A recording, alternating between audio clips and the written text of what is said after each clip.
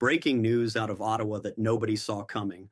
While everyone was focused on tariff negotiations and trade exemptions, Canada just dropped a $1 trillion economic bombshell that could permanently reshape North American trade.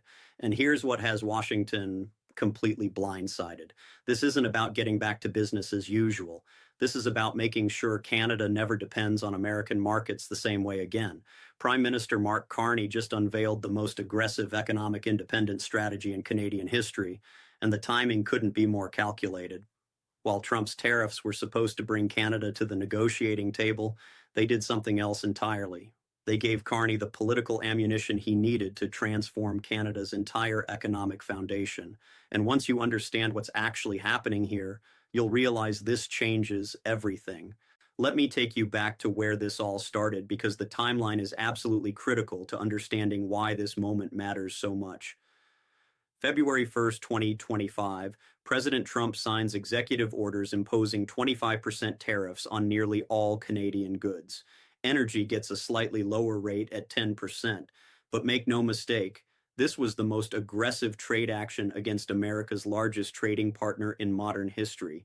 The stated goals were straightforward enough. Trump wanted better cooperation on border security, more defense spending to meet NATO commitments, and favorable adjustments to the trade balance. These weren't unreasonable asks on paper. The question was always about the execution. Canada immediately fired back with $155 billion in counter tariffs targeting American steel, aluminum, and agricultural products from politically sensitive states. We're talking about farmers in Montana, North Dakota, and Minnesota getting hit hard. Wheat and soybean exports to Canada dropped 41% almost overnight. The pain was immediate, and it was concentrated exactly where it would create maximum political pressure. Then came the pause. Both sides agreed to a 30-day negotiation window, and there was this brief moment where it looked like cooler heads might prevail. But March 4th hit, and those tariffs went fully into effect. The trade war wasn't theoretical anymore, it was real, and it was causing serious economic disruption on both sides of the border. Now here's where the story takes an unexpected turn that caught everyone off guard. While all this was happening, Canadian politics was in complete chaos. Justin Trudeau, facing abysmal approval ratings and pressure from within his own party, announced his resignation in January 2025. The Liberal Party needed a new leader, and they needed one fast. Enter Mark Carney. This guy wasn't your typical politician. He'd served as governor of the Bank of Canada from 2008 to 2013, then became the first non-British governor of the Bank of England, running that institution until 2020. He understood global finance at the highest levels, and he had credibility with international markets that most politicians could only dream about. March 9th, 2025, Carney wins the Liberal Party leadership in what can only be described as a landslide. He becomes Prime Minister immediately, making him the first Canadian PM to hold the office without ever being elected to it beforehand. But he didn't waste any time with that technicality. He called a snap election for late April, campaigning on a single message that resonated across the entire country: economic independence. No more being vulnerable to unilateral American trade actions. No more having 75% of exports dependent on a single market that could turn hostile overnight. That message connected with Canadian voters in a way that transcended traditional party lines. Conservatives who normally opposed government intervention, progressives who wanted stronger social programs, business leaders worried about supply chain stability. Everyone saw the tariff situation as proof that something fundamental had to change. Carney won a minority government, but he had the political capital to move aggressively. And that's exactly what he did. Fast forward to November 4th, 2025. Carr's government releases Budget 2025, and the numbers are staggering. $280 billion in direct government capital spending over 5 years. But that's not even the full story. The budget is designed to catalyze approximately $1 trillion in total investment when you factor in private sector participation. Let that sink in for a moment. $1 trillion being mobilized to fundamentally restructure Canada's economic relationships. The deficit projection is 78. $3 billion, which represents a 116% increase from the previous fiscal year. Under normal circumstances, that kind of deficit expansion would trigger panic in financial markets and fierce political opposition. But here's why it didn't. Canada maintains a HAA credit rating, and bond markets responded positively because investors understood the strategic logic. This wasn't reckless spending driven by political considerations. This was calculated investment in permanent infrastructure that would reduce long-term economic vulnerability. The priority sectors tell you everything you need to know about the strategy. Critical infrastructure development, including ports on both coasts to facilitate Asian and European trade, clean energy systems to reduce dependence on integrated North American power grids, advanced manufacturing capabilities in sectors where Canada has competitive advantages, technology development across artificial intelligence, quantum computing, and biotechnology, critical minerals extraction and processing, because every major economy is competing for the raw materials essential to battery production and semiconductor manufacturing. These aren't random political priorities. This is a coherent industrial policy designed to position Canada for the global economy of 2030 and beyond, with or without preferential American market access. But the most sophisticated element of Carney's plan is something called the Bi-Canadian Procurement Framework. And this is where you see his background as a central banker showing through in every detail. Any corporation that wants to access the massive tax credits and subsidies in this budget has to commit to sourcing a minimum of 60% of inputs from Canadian suppliers or from allied trading partners. Notice that language, allied trading partners. This isn't about isolation or crude economic nationalism. This is about building a coalition of reliable partners who won't use trade access as a weapon every time there's a political disagreement. The Major Projects Office deserves special attention because it addresses one of the biggest complaints businesses have always had about Canada: regulatory delays. Under the old system, major infrastructure projects could take 5 to 7 years just to get through environmental reviews and regulatory approvals. The Major Projects Office creates a centralized federal-provincial coordination mechanism designed to cut that timeline down to 18 to 24 months for projects deemed nationally significant. That's the kind of regulatory efficiency that makes international investors take notice. Then there's the Build Canada Homes Agency with $13 billion in funding specifically targeting housing construction, the $51 billion Build Communities Strong Fund for municipal infrastructure, defense spending increases that will bring Canada to the NATO 2% target by 2028, but critically, with 40% of that spending going to domestic defense manufacturing, Canada isn't just buying equipment from foreign suppliers. They're building the industrial capacity to produce advanced weapon systems, aerospace components, naval vessels, and cybersecurity technology domestically. Every dollar spent on defense becomes a dollar invested in Canadian manufacturing capability and high-skilled employment. Now let's talk about the trade diversification offensive, because this is where Carney's strategy moves from defensive to genuinely ambitious. October through November 2025, Carney embarked on an extensive Asia trip that signals exactly where Canada sees its economic future. He met with leaders from ASEAN countries, the Association of Southeast Asian Nations representing 700 million consumers, and a combined GDP exceeding $5 trillion. Canada is actively negotiating comprehensive free trade agreements with multiple ASEAN members, and in November, they signed their first bilateral trade deal with Indonesia.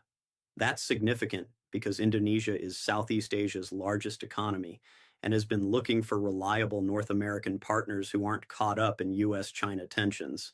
But here's the part that really raised eyebrows in Washington. Carney met with Chinese President Xi Jinping, and both leaders described it as a turning point in bilateral relations. Canada isn't choosing sides in the US-China rivalry. They're positioning themselves as a neutral trading partner who can do business with both. That kind of strategic flexibility is exactly what middle power countries need in an increasingly multipolar world. The European partnerships are being strengthened through the existing CDA framework, the Comprehensive Economic and Trade Agreement that's been in place since 2017, but underutilized. Canada is now pushing to expand trade volumes with Germany, France, and the Netherlands, specifically in clean technology, critical minerals, and advanced manufacturing. Carney's stated goal is explicit and ambitious: reduce Canadian export dependence on the United States from approximately 75% down to below 60% within a decade. That 15 percentage point shift might not sound dramatic, but in trade terms, it represents a fundamental reorientation of an entire national economy. And here's what makes this particularly concerning from an American perspective: the infrastructure investments being made right now, the port expansions on the Atlantic and Pacific coasts, the rail network upgrades connecting Canadian producers to new export terminals, the telecommunication systems that create redundancy. These are permanent physical changes to Canada's economic geography. Once those investments are complete, once those new trade relationships are operationalized with long-term contracts and established business relationships, you can't reverse that with a policy change or a new trade agreement. The diversification becomes structurally permanent. So what's the real impact of all this on both countries? Let's look at the actual economic data because the consequences are already showing up in quarterly reports and trade statistics. For Canadian industries, the initial disruption from tariffs has evolved into what economists are calling a resilience dividend. Take steel as a concrete example. U.S. tariffs on Canadian steel reached 50% at their peak before settling at 25% under partial USMCA exemptions.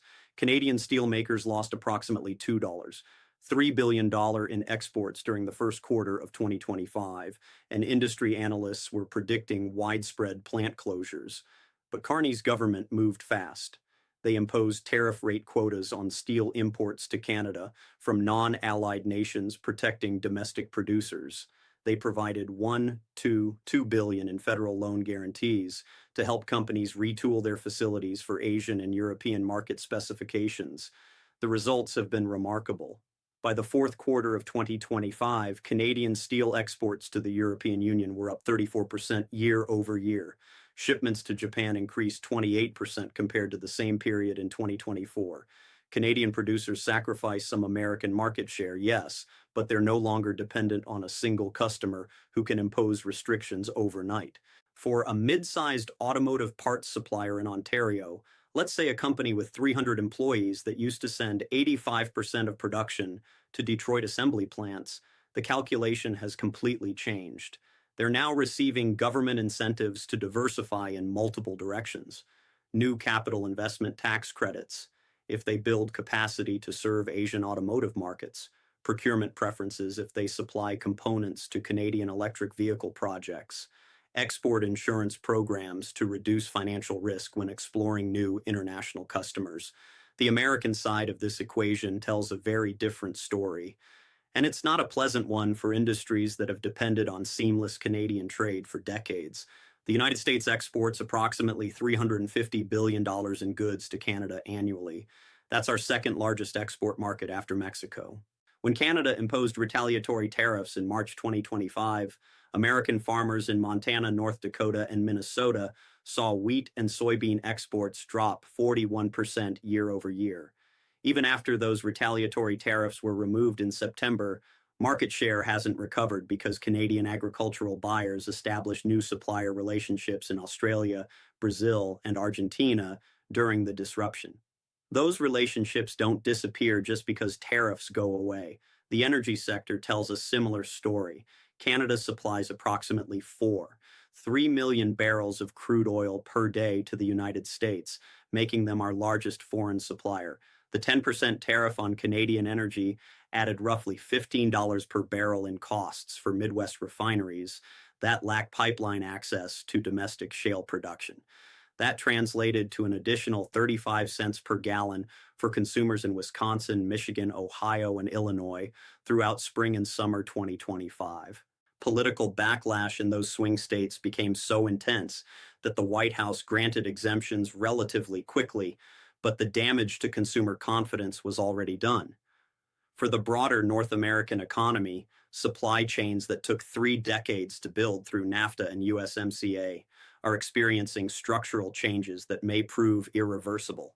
A single automobile assembled in Michigan contains an average of $3,400 in Canadian-sourced components. When those parts suddenly face 25% tariff costs, even temporarily, Automakers like Ford and General Motors had to absorb the additional expenses to maintain price competitiveness. Ford's second quarter 2025 earnings call specifically cited tariff-related supply chain disruptions as responsible for $1.22 billion in lost revenue. That's not a minor inconvenience. That's a material impact on one of America's most iconic manufacturing companies hitting their bottom line in ways that shareholders and workers both felt immediately. So, what are the experts saying about all this? The assessment from economists and international relations analysts has been striking in its consistency across the political spectrum. Lawrence Summers, former Treasury Secretary under President Clinton, wrote in the Financial Times that Prime Minister Carney has demonstrated what happens when a sophisticated economy with strong institutions decides it won't accept a subordinate negotiating position. He called the $1 trillion mobilization economically impressive and potentially a blueprint for other middle power economies, watching American trade policy become increasingly unpredictable. Trade economists are drawing historical parallels that should concern anyone who cares about American influence in the global economy. Multiple analysts have compared this situation to the Smoot-Hawley Tariff Act of 1930 when America substantially raised tariffs to protect domestic industries during the Great Depression. Trading partners didn't just impose retaliatory measures and wait. They systematically built entirely new trade networks that bypassed the United States. Global trade volumes contracted by 66% over 4 years. American export industries collapsed in ways that took decades to recover from. The United States lost its position as the undisputed center of global commerce and arguably never fully regained the dominance it enjoyed before that catastrophic policy error. The concern among trade strategists is that we're watching similar dynamics emerge today, just with more sophisticated execution and in a more complex global environment. Trevor Tom, a trade economist at the University of Calgary who has published extensively on North American economic integration, offered an analysis that cuts right to the heart of the matter. The Trump administration wanted to use tariffs as negotiating leverage to extract concessions. Instead, they provided Canada with the political justification to make investments that were economically rational, but politically difficult under normal circumstances. Every Canadian provincial premier who was initially skeptical of deficit spending supported the plan once the tariff situation made economic diversification a national security priority rather than a partisan policy preference. That's a strategic miscalculation of significant proportions. Within Canada, the political consequences have been equally notable. Carney's approval rating reached 62% by December 2025, a remarkably high figure for a prime minister implementing massive deficit spending during economic uncertainty. The explanation is straightforward when you look at the polling. Canadian voters across the political spectrum believe he's standing up for national interests rather than accepting a subordinate position.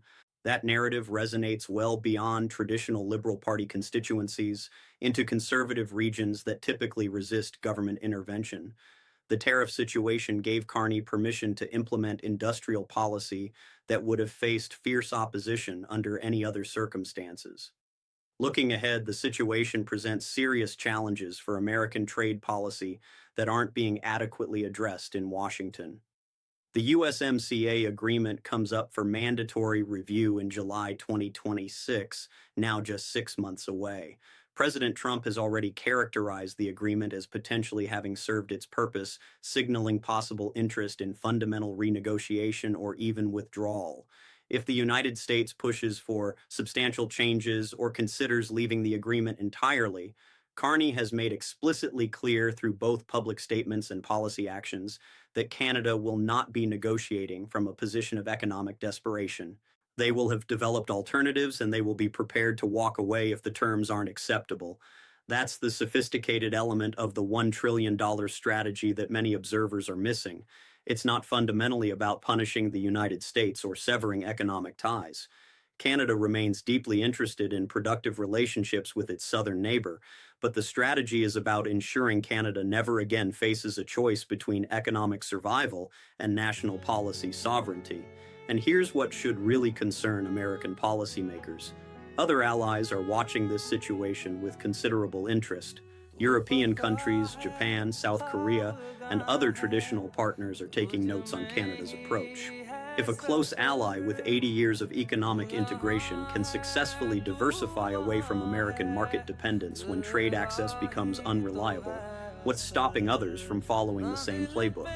The strategic implications extend far beyond bilateral Canada-US relations. This is about the fundamental question of whether America can maintain its position at the center of global trade networks while simultaneously using market access as a coercive tool in political negotiations. Canada is betting the answer is no, and they're investing $1 trillion to prove it. Adding complexity to an already tense situation, Trump has made repeated statements about Canada becoming the 51st state, characterizing it as either a joke or serious suggestion, depending on the audience. Canadian officials have made clear these comments are not appreciated and raise fundamental questions about how the United States views Canadian sovereignty. When you combine annexation rhetoric with aggressive trade actions, it creates an environment where even traditionally pro-American Canadian politicians find it politically necessary to demonstrate independence and distance from Washington. So, here's where we stand. The Trump administration's tariff approach created significant unintended consequences.